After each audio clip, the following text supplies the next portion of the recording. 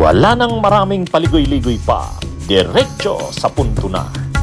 Maiksi lang ang komentaryo, pero diretso sa punto. Maraming kuro-kuro, may tiwali, may totoo. Dito, sa puntong diretso tayo. Punto, diretso. Kasi mayroon na namang statement si Secretary of Interior and Local Government John Vic Rimulya. Ha? Mayroon na namang statement tungkol na naman kay Bato de la Rosa, yung tungkol sa warrant ni Bato.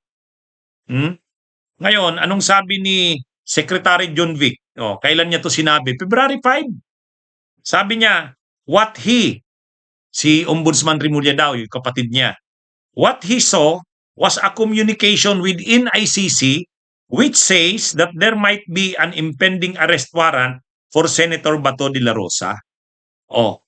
Ang nakita umano ni Ombudsman Buying ayon sa kanyang kapatid na si SILG, John Vic Rimulya, ay communication within the ICC na posibleng magkaroon na ng impending warrant of arrest laban kay Senator Bato de la Rosa. Posible.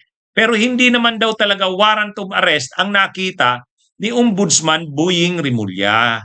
Communication within the ICC. Parang mayroong information na maglalabas na ng arrest warrant kay Bato de la Rosa. Pero wala pa naman daw warrant of arrest. Yan ang sabi ni John Vic. Secretary, I wanted to get an update as well on the other fugitives that you are looking for.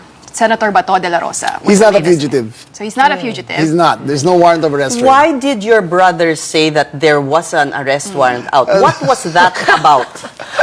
What he saw was a communications of within ICC, which says that there might be an impending, but he didn't actually see So it. he saw it from your desk? No, he just told me about it. I didn't even see it. He didn't show you what he No, saw. he didn't. So, He kwento didn't. lang. I didn't want to see it either because then I'd have to lie to you. So, buti nang I have deniability, diba? So, I didn't see it. So, as far as I am concerned, there is none. As far as the DFA is concerned, there is none. As far as Malacanang is concerned, there is none. But there might be. Ngayon, ang tanong, so nakarating na yan kay Bato. So anong gagawin ni Bato? Sinong papaniwalaan niya? Si Buying o si John Vic? Kaya ang nangyayari dito, parang pinaglalaruan ng magkapatid si Bato de la Rosa. Natutuwa yung magkapatid na yan, si Buying at si John Vic. Kasi nakita nila, ito palang si Bato de la Rosa ay akala mo bato, yung pala marshmallow. Nung una, anong sabi niya?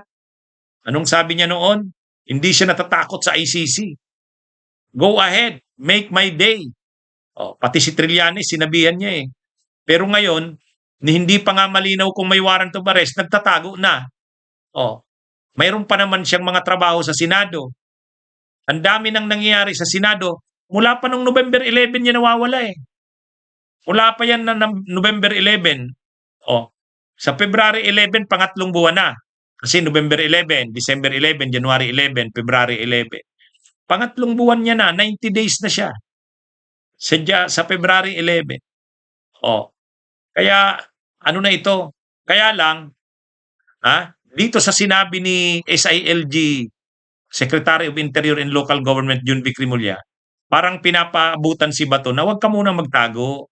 Hindi naman totoo na may warrant of arrest. Ang nakita daw ni Ombudsman Buying ay communication within the ICC na posible nang ilabas ang warrant of arrest. Pero wala pang warrant of arrest. Kaya nga sabi nga ni kahit naman si Senador Pampilo Lacson ang sabi, huwag ka na munang magtago. Advice ko sa'yo, magtrabaho ka na muna. Kaya lang wala Yung yabang ni Bato na matapang, wala Takot. At hindi lang takot, sobrang takot. Bakit sobrang takot? Wala pa nga ang warrant of arrest Kaya ngayon, dito, para tuloy pinaglalaruan si Bato. Parang pinaglalaruan si Bato Sabi ni Buying, mayroon. Sabi naman ni John Vic Rimulya, wala. Tapos nung isang araw, kainitan, kasagsagan nung kudita sa Senado, nung hapon, ang kailangan nila siyempre 13 na senador. Wala eh, hindi nila matipon yung 13, 12 lang yata ang nandun eh. So, bakit? Bakit hindi nakatipon ng 13? Wala si Bato eh. Wala si Bato. Kaya hindi natuloy yung impeachment. Mayroong mga nagsasabi, Bato, sumipot ka na kasi para makakuha ng 13. Ang problema, mayroon namang mga nagsasabi, hala, Bato, pag lumabas ka dyan, malamang ilalabas na yung arrest warrant sa'yo. Nakaabang na si John Vic Rimulya. O si Torre nasa MMDA pa naman. O baka abangan ka na dyan, hindi ka na makakalabas dyan sa Senado. Kaya naging katatawanan tuloy itong si Bato eh. Nagiging subject na ng mga katatawanan eh. Kasi yun na nga. Doon nung isang araw, mainit yung issue ng kudeta. Siyempre, kailangan si Bato doon. Kasi yung bilang nila kulang eh. 12 na daw, mayroon na. Nandun na sa session hall.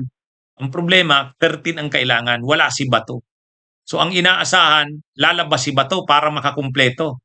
Kaya lang may mga nagiging usap-usapan sa social media. Lalabas daw si Bato de la Rosa.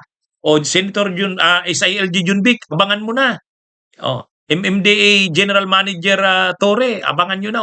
Si Bato lalabas daw, ilabas nyo na yung arrest warrant. Mukhang hindi totoo yun. Mukhang kinukonsider ni Bato na patibong lang yan.